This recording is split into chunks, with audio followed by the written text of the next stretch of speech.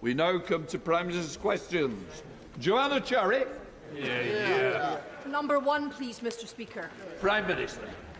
Mr. Speaker, on Monday I met the families of Grace O'Malley Kumar, Barnaby Webber and Ian Coates, who were killed in Nottingham.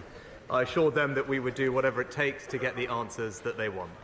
And, Mr. Speaker, following constructive dialogue over past months, I welcome the significant steps the DUP have taken to make restoration of the executive possible. I also thank the other political parties in Northern Ireland for the patience that they have shown. After 2 years without an executive, there is now the prospect of power sharing back up and running, strengthening our union, giving people the local accountable government that they need, and offering a brighter future for Northern Ireland. My right honourable friend, the Northern Ireland Secretary, will be making a statement shortly. Mr. Speaker, this morning I had meetings with ministerial colleagues and others in addition to my duties in this House. I shall have further such meetings later today. Joanna Cherry. Thank you, Mr. Speaker. Last week I met with a constituent who was employed not by the Post Office but by a supermarket who operated a franchise post office. She was wrongly accused of dishonesty as a result of the faulty Horizon system, and she was put through a disciplinary process by her employers, the supermarket. This has had a very profound impact on her life. She's not alone. There are others in her position, and yet there's no provision for compensating people who worked in franchise post offices like her. Will the Prime Minister give me a commitment to include these victims in the Horizon scandal compensation scheme? Well, first of all, can I say I'm very sorry to hear about the Honourable Lady's constituent's case. As I've said, this was an awful miscarriage of justice, and everyone affected deserved not just justice but also compensation and answers. I'll make sure that we look into the precise details of her constituent's case, and surely there will be others like that, and make sure that the Minister gets back to her with all due haste. Henry Smith. Thank you, Mr. Speaker. Sustainable aviation fuel plays a significant part in the sector's decarbonisation. Will my right honourable friend, the Prime Minister, commit to further policies for a SAF mandate to generate greater demand, for a revenue support mechanism such as other sectors, solar and wind power generation as well, and so that work starts by the end of next year on the 5 promised sustainable aviation plants here in the UK? Prime Minister. I can give my honourable friend the assurance that we are committed to ensuring the SAF mandate will be in place by 2025.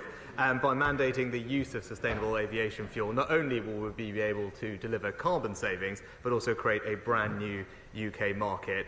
And as one of the steps in introducing the revenue certainty mechanism that he talks about by 2026, DfT will be consulting in the spring this year on options for how that should work in practice. We now come to the Leader of the Opposition, Keir Starmer. Thank you, Mr. Speaker. Can I join the Prime Minister in welcoming the DUP statement about the return of the Northern Ireland Executive? This is an important moment, and we now need all sides to work together to get Stormont back up and running for the people of Northern Ireland.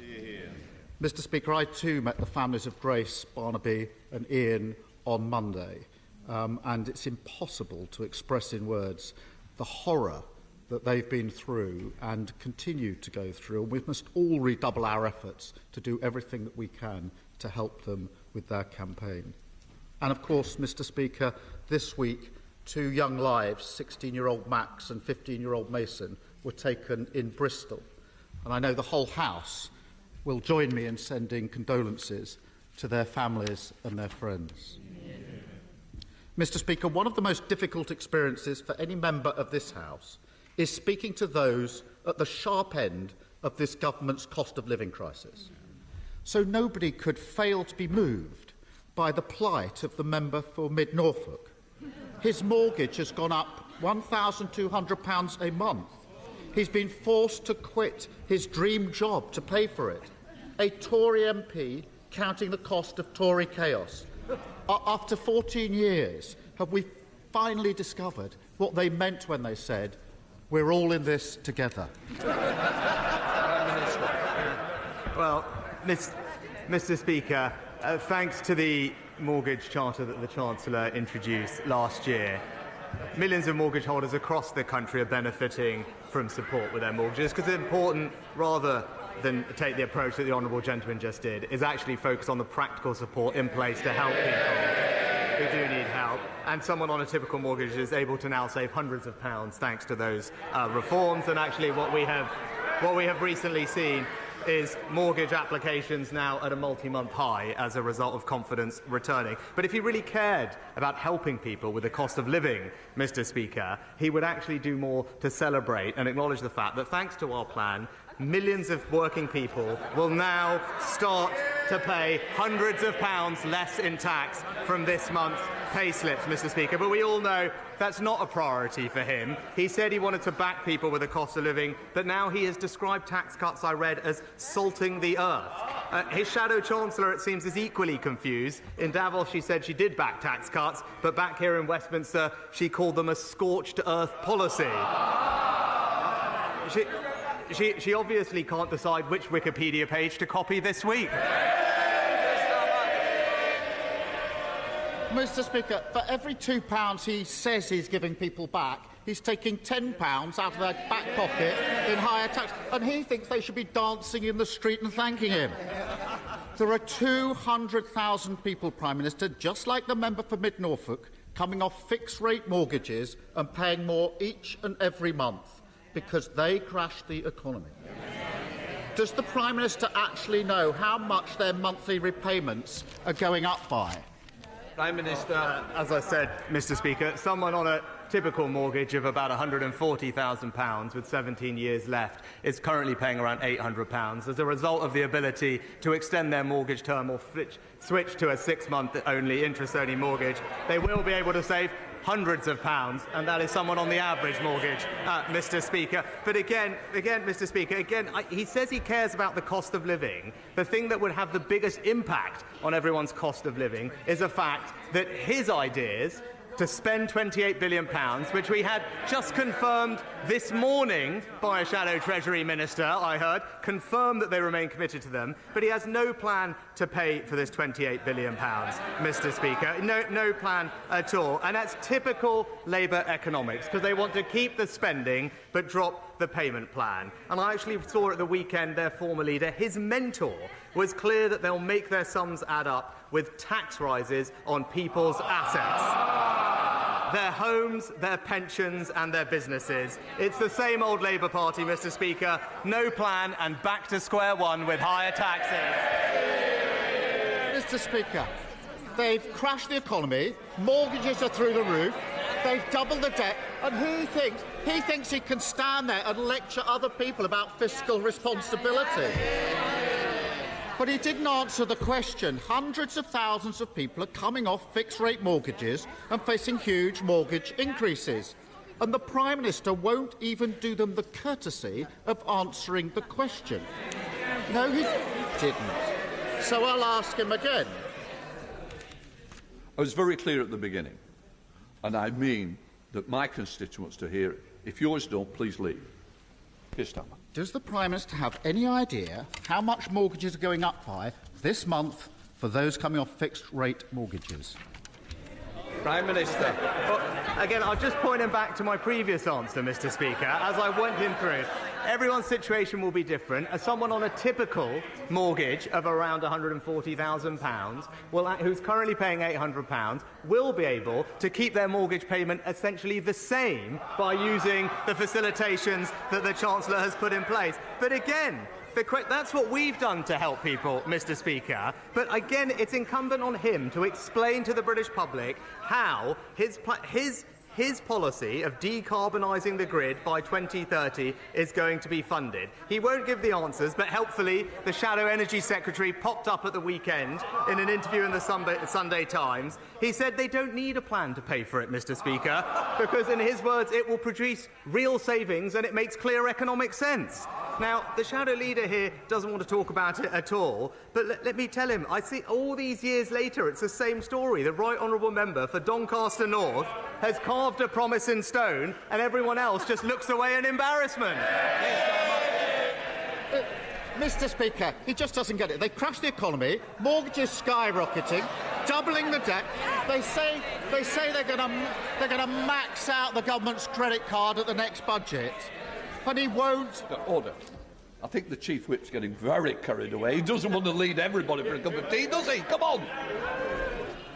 They have forfeited the right to be lecturing others about the economy. Somebody coming off a fixed-rate mortgage is going to be paying an average of £240 more each and every month. A constant reminder that working people are paying the price for the damage that they've done to the economy. This week, I met one of the employees at Iceland in Warrington, Phil.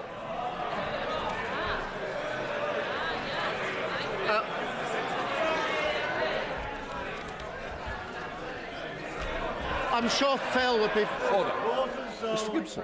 Sorry. Mr Starmer. Order. The same voice keeps appearing again. It won't appear anymore. So I'm just letting you know now. Keir Starmer. Laughing at an employee at Iceland who's struggling with his mortgage. Shame. He told me that his mortgage is going up by a staggering £1,000 a month, Prime Minister. He doesn't want other averages, other people, other stories. That's what's happening to him. If the member for Mid Norfolk on £120,000 can't afford this Tory government, how on earth can people like Phil? Well, actually, Mr. Speaker, thanks to the management of the economy, Phil and millions of people like him are now ensuring that inflation is less than half of the rate that it was when we were talking a year ago, putting more money in their pocket. And thanks to this government, Phil and millions of other workers, not just at Iceland but across the country, are benefiting this month in their pay packet for a tax cut worth hundreds of pounds for someone on an average salary. But I hope he explained to Phil the cost of his policies. Did he explain to Phil how Phil is going to have to pay for his £28 billion green spending spree, how it's going to cost Phil in higher taxes, more coming out of his pay packet, and did he explain to Phil that he'd be better off sticking with our plan rather than going back to square one with him? I would invite the Prime Minister to get in touch with Phil and explain to him how paying £1,000 more on his mortgage is making him better off, because that's not how he feels. He's just so out of touch. It's unbelievable. Finding hundreds of pounds extra a month, that may not seem like a big deal to the Prime Minister. But let me tell him, most people don't have that sort of money knocking around. And if that wasn't bad enough, Mr. Speaker, this week he told every council in the country to put their council tax up by the maximum of 5%. That's 26 tax rises now, Prime Minister. And he says everything's fine, people are better off. But when people see their mortgages going up, their council tax going up, food prices still going up, who does he expect them to believe? His boasts or their bank accounts? Minister! Well, Mr. Speaker, again, I was puzzled because, again, he resorts, as always, to the politics of envy here. But after recently and repeatedly attacking not just me but the government for lifting the bonus cap, I was genuinely surprised to see that the Shadow Chancellor just today has announced that she now supports the government's policy on the bankers' bonus cap. I don't know if he mentioned that to Phil when he was having a chat with him, but I'm sure he can fill us in. But I can tell him that trust and economic credibility come from sticking to a plan. But it's becoming clear you cannot trust a word that he says. And again, when the Shadow Chancellor says or claims that they won't borrow much, they won't raise Phil's taxes, we now know that those promises simply, again, they just aren't worth the Wikipedia page they were copied from. Mr. Speaker, I actually didn't expect him to be laughing at Phil. I did not expect him to be laughing at Phil, not addressing Order. Look, I made this statement very clear. I don't... Prime Minister, it's very serious that we make sure that people hear, both you and the Leader of the Opposition. It matters to the people who watch the proceedings of this chamber, and it's not good in the behaviour that seems to be carried out. Prime Minister. The Prime Minister just doesn't get how hard it is for millions of people across the country like Phil. That is the primary problem. struggling with their mortgages, their bills, the spiralling cost of living. And the Prime Minister's response is never to take responsibility, show contrition, or even any level of basic understanding. He's so detached, he thinks he can paint a world in which their problems simply don't exist. The problem is he can't even fool his own MPs, let alone anyone else. The member for Mid Norfolk says he's exhausted. He's looking forward to new opportunities outside of Parliament. Why doesn't the Prime Minister do him a favour, call an election, so he and the whole country can move on? Well, Mr. Speaker, thank you, Mr. Speaker. But whether it's Phil, whether it's everyone else across the country, the plan that we're putting in place is working to help people, and we're making progress. Just this week, taking action to stop children from vaping. Just this week, ensuring that people can visit their pharmacies to get the healthcare they need, freeing up millions of GP appointments. And just this week, millions of working people starting to see hundreds of pounds of tax cuts delivered in their pay packet, Mr. Speaker. That is a plan that is working. All he's offering is £28 billion of tax rises. And that is the choice, Mr. Speaker. It's a brighter future with us, or back to square one with them. Thank you, Mr. Speaker. The Prime Minister likes to attend live sport, and so I wonder whether he would join me in welcoming the decision of the Planning Inspector in upholding Rugby Council's rejection of an application for development at Brandon Stadium in my constituency to keep the doors open for it to remain a sporting venue so that future generations will enjoy the thrills and spills of motorcycle speedway and stock cars. Prime Minister. Well, I join my honourable friend in paying tribute and being proud of actually Britain's rich history in the automotive and motorsport sectors, and the stadium that he talks about is a historic motorsport venue, and whilst it's been a shame to see it fall into disrepair, I hope that the decision he refers to enables a possibility of both speedway and stock car racing to return, and I know that my honourable friend will rightly continue to champion this cause. SNP Leader Stephen Flynn. Mr. Speaker, when the Tories scrapped the cap on bankers' bonuses in the autumn during a cost of living crisis, the Labour Party rightly opposed it. Yet here we are, just 3 months later, and the Labour Party support scrapping the cap on bankers' bonuses. Shameful.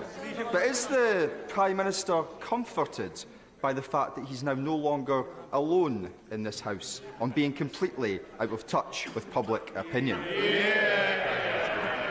Well, Mr. Speaker, as I said at the time, we supported the decision of the independent regulator because this was the right thing for financial stability. But that, Mr. Speaker, is because on this side of the House, we have a set of convictions and we have a plan and we stick to it. But he's absolutely right to point out the flip-flopping and U-turning and no convictions of the party opposite. Of course, Mr. Speaker, scrapping the cap on bankers' bonuses was only made possible due to Brexit. So what the Westminster parties are now telling the public is that it's OK for bankers to have unlimited Brexit bonuses, but for the public sitting at home, struggling to feed their families, they have to suck up and deal with the additional food price costs as a result of Brexit red tape. That is the cost, and that is the reality of broken Brexit Britain. Isn't it the case that the great achievement of this Tory government is getting the Labour Party to agree to that bleak future? Prime Minister. Mr. Speaker, we're actually delivering benefits for people across Scotland, not just least in new free trade deals that are opening up markets for Scottish exporters, free ports that are attracting jobs and investment, the Brexit pubs guarantee, cutting the cost of a pint in Scottish pubs. But when he talks about the cost of living, Mr. Speaker, the thing that he could do most to help is make sure that Scotland isn't the highest tax part of the United Kingdom. And it's not just for high earners, Mr. Speaker. Everybody earning £28,500 or more is paying more tax in Scotland than they would in England, thanks to the SNP. Ian Davison. Thank you, Mr. Speaker. One punch thrown, 2 days on life support, then 3 children left without a father. A 4-year sentence handed down, released after 2, but one grieving mother has to live a life sentence of agony. Sentencing for one-punch killers is not working in this country. Does the Prime Minister agree that now is the time to finally introduce a specific offence and a tougher minimum sentence for one-punch manslaughter? Prime Minister. Can I pay tribute to the work my honourable friend has done in bringing attention to so-called one-punch manslaughter and highlighting, as she knows well, the anguish those cases cause for the families of the victims. And I know the Ministry of Justice has looked very carefully at the amendment that my honourable friend has proposed, and I know that she'll be meeting the Minister for Safeguarding shortly to both discuss her specific amendment and how we might best address the wider issue. Sir Ed Davey. Speaker.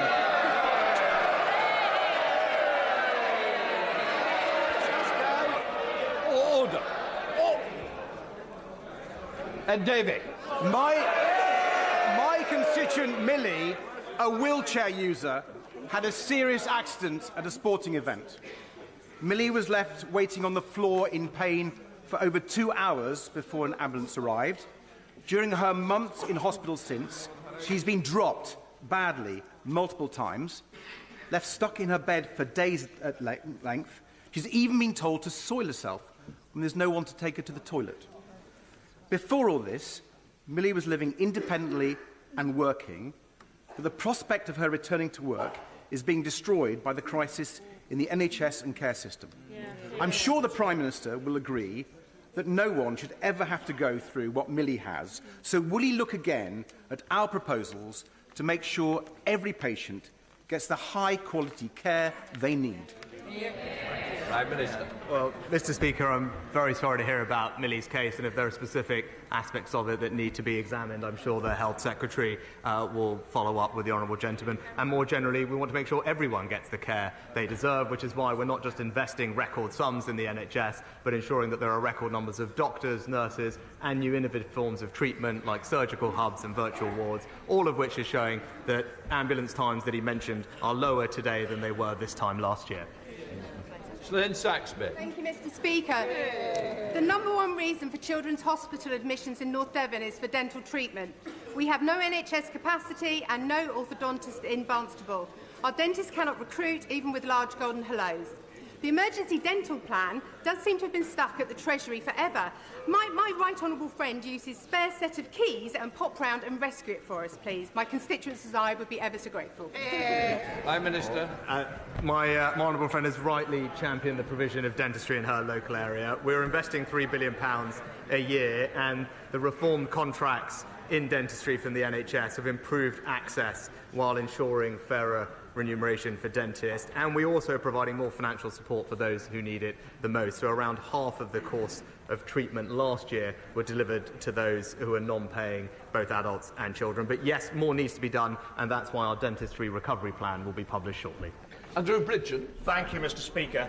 More than 2 decades ago, the then Prime Minister Tony Blair misled this House by promoting and endorsing the Post Office Horizon IT system as perfect, protecting the large corporation that created it and causing untold harm and damage and misery to innocent people. Can the current Prime Minister think of anything he has promoted in partnership with huge businesses as safe and effective, which has ultimately harmed the British people? And will he use this opportunity to correct that safe and effective statement, or will he choose the same line as Tony Blair, sit back, do nothing, and let the misery just continue to pile up? Prime Minister. Mr. Speaker, as we've been clear, the Horizon scandal is a terrible miscarriage of justice, and we're doing everything that we can to make it right. To what he was more broadly insinuating, let me be unequivocal from this dispatch box that COVID vaccines are safe, Mr. Speaker. Jill Gideon. Thank you, Mr. Speaker. The shocking revelations of the Horizon scandal highlighted the Post Office's financial incompetence, and my right honourable friend will know that the public's confidence in the institution is at an all-time low. Does the Prime Minister agree with me that, as high street banks are closing branches across the country, we should look to developing new community banking solutions rather than giving the Post Office sole responsibility for providing access to cash and other banking services in poorly served neighbourhoods? Prime Minister.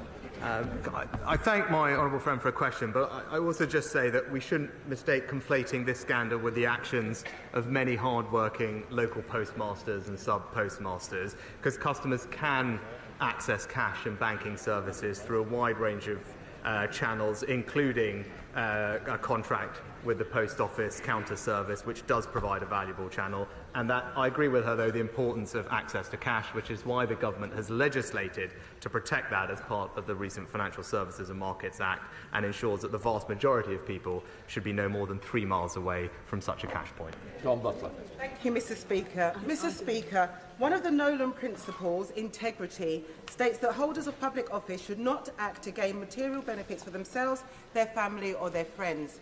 Prime Minister, on the 6th of January, you tweeted a link to the Conservative Party website which seemed to scrape people's data and place unwanted cookies on their machines. The Good Law Project is now pursuing.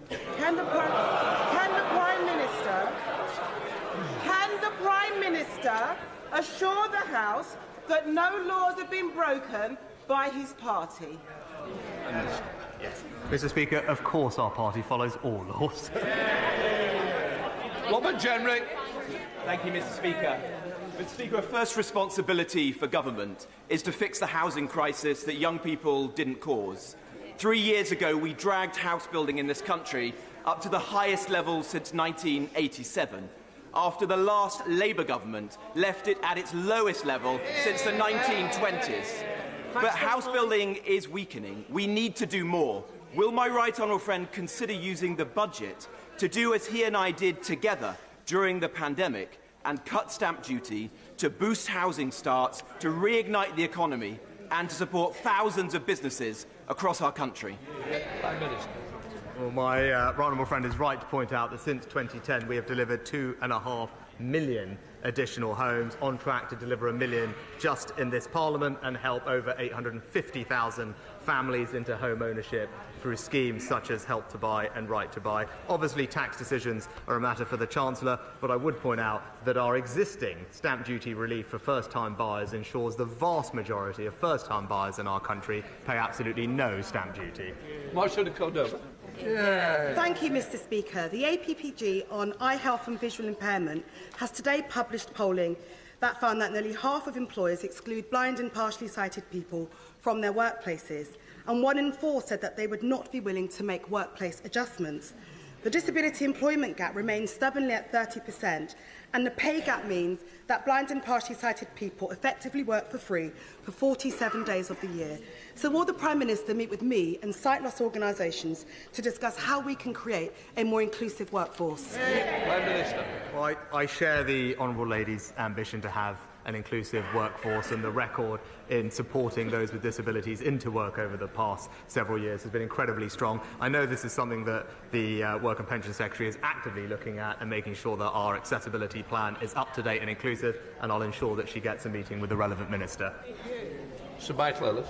Mr. Speaker, having visited recently, I know that Israel remains in shock following the rape, murder and butchery of Hamas. All of us want to see a peaceful and demilitarised Palestinian state. However, Hamas remain in control in large parts of Gaza. Their support is growing in the West Bank.